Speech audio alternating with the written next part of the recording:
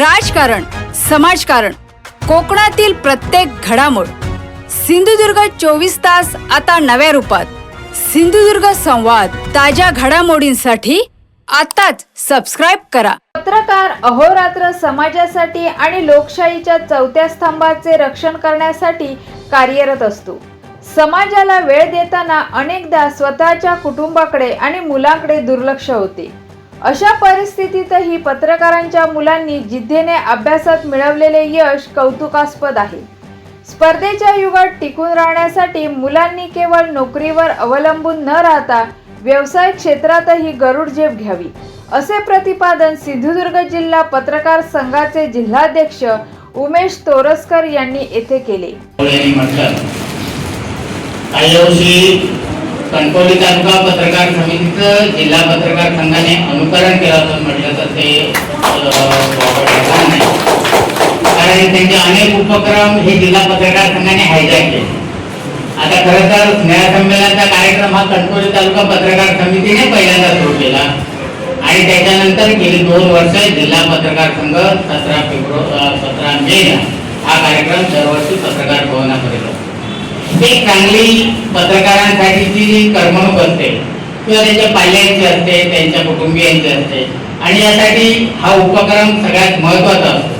कारण पत्रकार नेहमी बिझी असतात. आता अनेकांनी सांगितलं आपल्या भाषणात की पत्रकार नेहमी बिझी असतो, आपल्या कुटुंबाकडे वेळ देता येत नाही, पण तरी अनेक पत्रकारांनी आपल्या पाल्यांसाठी जे योगदान दिलेलं आहे आणि त्यातून त्या पाल्यांनी या गुणवंत विद्यार्थी म्हणून जो गौरव मिळवलेला आहे. त्याचप्रमाणे तालुका पत्रकार संघाचे सचिव सन्माननीय तांबे साहेब, सन्माननीय वायनकर साहेब, सन्माननीय काका आणि उपस्थित सर्व कणकवली तालुक्यातील पत्रकार बंधू. तर दरवर्षीप्रमाणे आपण आता दरवर्षी हा कार्यक्रम जो आहे तो पंचायत समितीच्या ह्या हॉलमध्ये होतो. काल असं झालं अचानकपणे, परवा सगळे लोकेसाहेबकडे आले आणि म्हणाले की असा कार्यक्रम आहे. तर मी हा हॉल दरवर्षीच आपल्यासाठी उपलब्ध करून दिलेला आहे या ठिकाणी. दरवर्षीचा कार्यक्रम जो आहे तो ह्या हॉलमध्ये आपल्याला होईल. तर मला वाटतं हे जिल्ह्यामध्ये जिल्हा स्तरावरती जे अशा प्रकारचा हा जो सत्कार आहे की पत्रकारांच्या पाल्यांना जो प्रोत्साहन देण्याचा कार्यक्रम आहे हा आपल्या तालुक्यामध्ये होतोय. यामध्ये मगाशी लोकेसाहेबांनी या ठिकाणी सांगितलं की त्यांच्या प्रास्ताविकमध्ये आपण सांगत होतो की पत्रकार एवढे व्यस्त असतात, त्याला आपल्याला काळ नाही, वेळ नाही, त्या ठिकाणी कुठल्याही वेळी कधी त्यांना जावं लागतं आणि संध्याकाळचं जे शेड्यूल असतं ते फार त्यांचं टाईट असतं. म्हणजे संध्याकाळी किती महत्वाचं काम असलं तरी आता प्रिंट मीडिया असेल किंवा बाकी आणि टीव्ही मीडिया असेल तर त्यांनी कायमच ते व्यस्त त्या ठिकाणी असतात आणि ह्या व्यस्त शेड्यूलमध्ये त्यांच्या पाल्यांकडे लक्ष देण्यासाठी त्यांना बरीच कसरत करावी लागते. तर त्यांच्या ह्याच्यासाठी त्यांना प्रोत्साहन देण्यासाठी हा कार्यक्रम या ठिकाणी आयोजित केले. दरवर्षी हा कार्यक्रम आयोजित करतात. मगाशी ह्या याच्यामध्ये सर्वपत्रमाधी सगळे जे आज या ठिकाणी सगळ्या विद्यार्थ्यांचा जो या ठिकाणी सत्कार झाला त्यांना मी त्यांच्या शैक्षणिक पुढील वाटचालीसाठी पहिल्या आधी खूप खूप शुभेच्छा देतो मी या ठिकाणी. आणि दुसरा विषय याच्यामध्ये सांगितलं की तो अकॅडमीचा म्हणजे अकॅडमी म्हणजे आपल्याकडे जे आता वेगवेगळ्या स्पर्धा परीक्षा या ठिकाणी होत आहेत, MPSC असेल किंवा UPSC असेल, की आपल्या सिंधुदुर्गामध्ये तसं वातावरण जे व्हायला पाहिजे की मुंबई पुणे आहे किंवा कोल्हापूर आहे किंवा सांगली सातारा ह्या भागामध्ये जसं वातावरण आहे तसं वातावरण आपल्याकडे तसं एवढं पोषक नाही आहे वातावरण आपल्याकडे. तर ह्याचा आता ह्याच्यावरती आपल्याला पर्याय काढावा लागेल. तर ह्यामध्ये आता सध्या स्थितीत कृत्रिम बुद्धिमत्ता म्हणजे AI चा वापर करून बऱ्याचशा अकॅडमी किंवा ऑनलाईन अकॅडमी आहेत तर त्याचा आपल्याला वापर करावा लागेल. असं नाही की फार MPSC UPSC त्याच्या खाली आणि अनेक ज्या सिनियर जिल्ह्यामध्ये आपण आता बघितलं.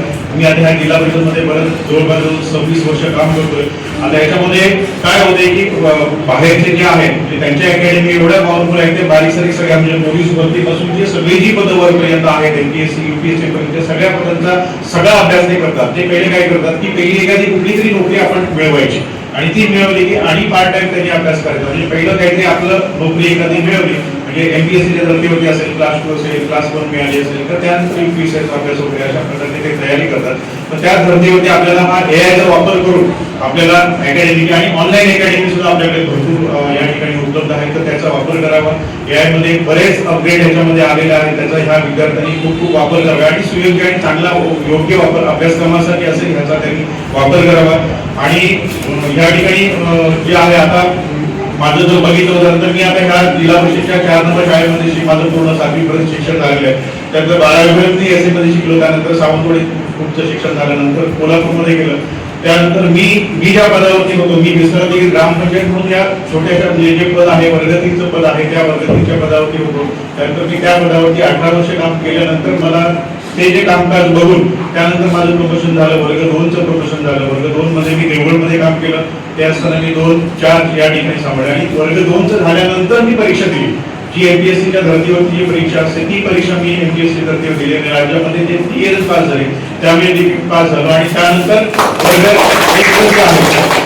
वर्ग 1चं जे आहे ते प्रमोशन मला मिळालं आणि आता माझं हे 3रं वर्ष आहे. आणि मी विवो असेल किंवा बाकी आता जे असेल आणि सगळे आम्ही सगळे क्लासमेट होतो. हे सगळे मी ज्या काकांना वगैरे मी लहानपणापासून बघतो. मी इथला माणूस आणि आपल्या जिल्ह्यामध्ये फार कमी अधिकारी असे आहेत जे वर्ग 1 आणि वर्ग 2 झालेले आहेत. 6-7 अधिकारी काका जिल्ह्यामध्ये आपले आहेत की वर्ग 1 आणि वर्ग 2 म्हणजे ह्या ग्रामविकासच्या सेवेमध्ये आहेत.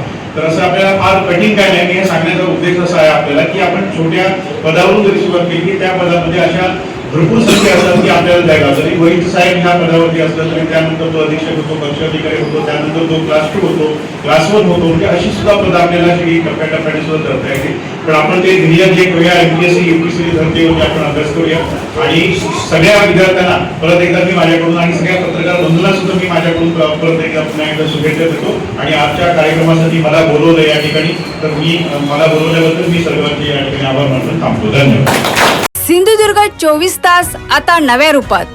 सिंधुदुर्ग संवाद ताज्या घडामोडींसाठी आताच सबस्क्राईब करा.